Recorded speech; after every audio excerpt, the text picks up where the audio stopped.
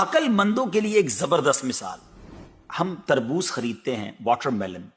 مثال کے طور پہ 5 کلو کا ایک تربوز ہم نے خریدا، اور جب اسے کھانے لگتے ہیں تو پہلے اس کا چھلکا اتارتے ہیں نا.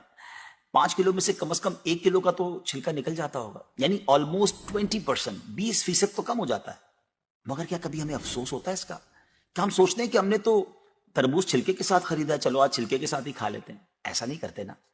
اچھا، ہم چکن بھی تو خریدتے ہیں، زندہ ثابت، اسی کو تولتے ہیں، تلواتے ہیں، پیسے دیتے ہیں، مگر جب کھانے کی باری آتی ہے، پکانے کی باری آتی ہے، تو اس کے بال، اس کی خال، اس کی آلائشیں نکل جاتی ہیں، تو ویٹ تو کم ہو جاتا ہے. مگر کبھی اس پر دکھ ہوتا ہے؟ نہیں نا. تو پھر 40,000 میں سے 1,000 دینے پر، 1,00,000 میں سے صرف 2,500 دینے پر ہمیں کیوں بہت تکلیف ہوتی ہے؟ حالانکہ یہ صرف 2.5% تو بنتا ہے، یعنی 100 روپے میں سے صرف 2.5 روپے. یہ تربوز، کیلے، آم اور مالٹے کے چھلکے اور گٹلی سے تو بہت کم ہے نا. اسی تو زکوٰۃ فرمایا گیا. ایک اور بات، سال میں ایک ہی بار دینا ہوتا ہے. مالٹے کا، تربوز کا تو ہر بار چھلکا اتارنا ہوتا ہے نا. یہ 100 روپے میں سے 2.5 روپے یا 1,00,000 میں سے 2,500 روپے سال میں ایک ہی بار دینا ہوتا ہے، اور اسی کو زکوٰۃ کہا گیا.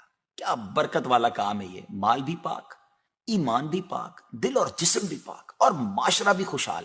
اتنی معمولی رقم، یعنی 40 روپے میں سے صرف 1 روپے، اور فائدے کتنے زیادہ، اجر کتنا زیادہ، برکت کتنی زیادہ. تو اب اپنی زکوٰۃ